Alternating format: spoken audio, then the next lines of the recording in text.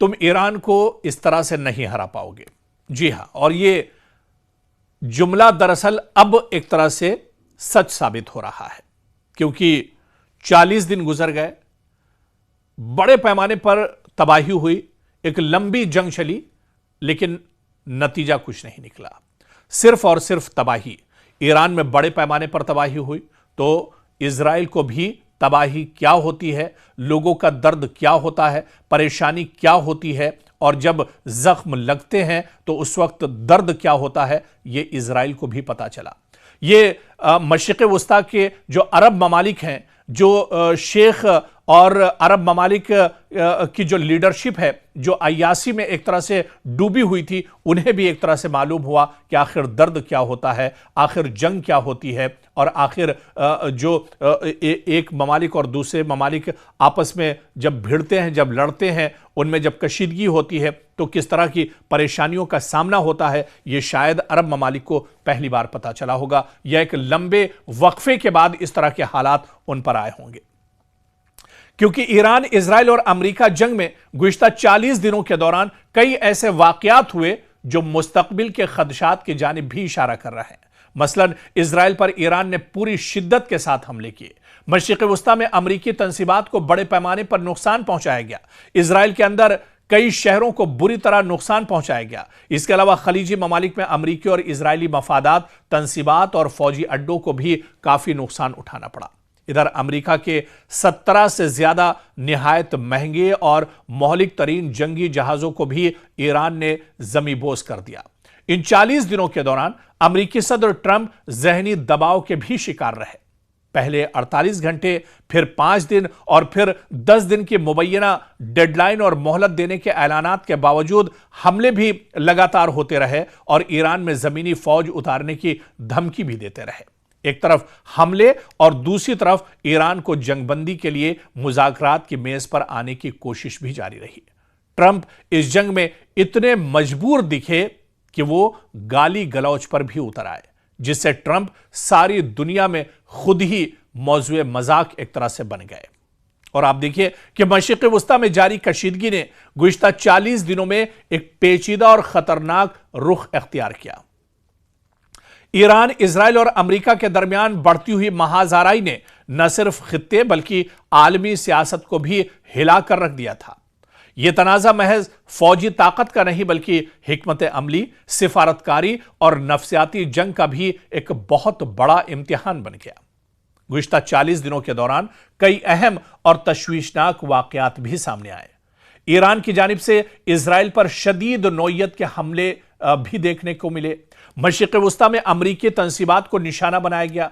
Israel के बाद शहरों में बहुत ज्यादा नुकसान एक तरह से ईरान ने पहुंचाया। खलीजी खित्ते में अमरीकी और इजरायली मफादात और फौजी अड्डों को बड़े पैमाने पर ईरान ने नुकसान पहुंचाया और ईरान की जानिब से यह दावा किया गया कि उसने अमरीका के मुतादिद जदीद जंगी तैयारे तबाह कर दिए। और बाकायदा सिर्फ दावा ही नहीं किया गया बल्कि ईरान ने कई जो सीसीटीवी फुटेज हैं, कई फुटेज भी एक तरह से जाहिर किए और दुनिया के सामने बता दिया कि वो सुपर पावर के सामने डरने वाला नहीं है, घुटने टेकने वाला नहीं है और सुपर पावर को किस तरह से जेर किया जा सकता है, उसे किस तरह से शिकस्त दी जा सकती है, वो मिसाल भी एक तरह से इन 40 दिनों में ईरान ने दुनिया के सामने पेश कर दी। ईरान अपनी दिफाई और जवाबी सलाहियत को दरअसल उसने उजागर करके इन 40 दिनों में दिखाया।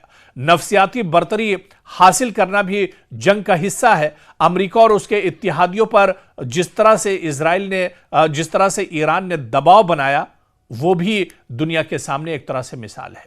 और आप देखिए कि अमेरिकी सदर डोनाल्ड ट्रंप इस पूरे बहरान में एक मुतजाद हिकमत अमली के साथ सामने आए। कभी 48 घंटे, कभी 5 दिन और कभी 10 दिन की मोहलत देने के बयानात। एक तरफ हमले जारी रहे और दूसरी तरफ मुज़ाकरात की पेशरफ्त भी करते रहे। ईरान को ज़मीनी हमले की धमकियां भी देते रहे।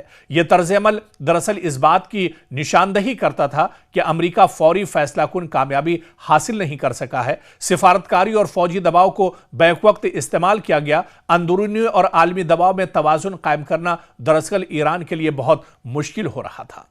और ऐसे में आप देखिए कि किस तरह से अमेरिका और इजराइल को इस जंग में परेशानियों का सामना करना पड़ा।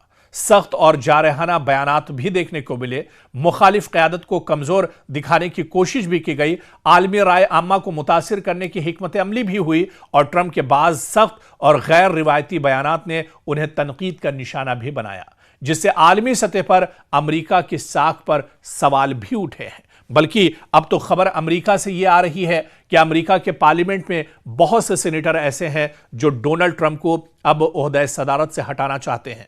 लाखों लोग अमेरिका की सड़कों पर उतर कर आए हैं, लाखों लोग व्हाइट हाउस के बाहर एहतजाज कर रहे हैं, लाखों लोग यह मांग कर रहे हैं अमेरिका के अंदर कि अमेरिका की साख को इस जंग से, डोनाल्ड ट्रंप की जिद से बहुत बड़ा नुकसान पहुंचा है। इस वजह से डोनाल्ड ट्रंप को अपनी कुर्सी एक तरह से छोड़ देनी चाहिए। डोनाल्ड ट्रंप को दरअसल इस ओहदे पर रहने का अब हक नहीं है। तो ये 40 दिन जंग में तबाही जरूर हुई, नुकसान जरूर हुआ, लेकिन अमेरिका और इजराइल जैसे ममालिक जो अपने आप को सुपर पावर कहते थे, उनकी पोल भी दुनिया के सामने खुल गई है। आज अमेरिका दरअसल नंगा हो चुका है।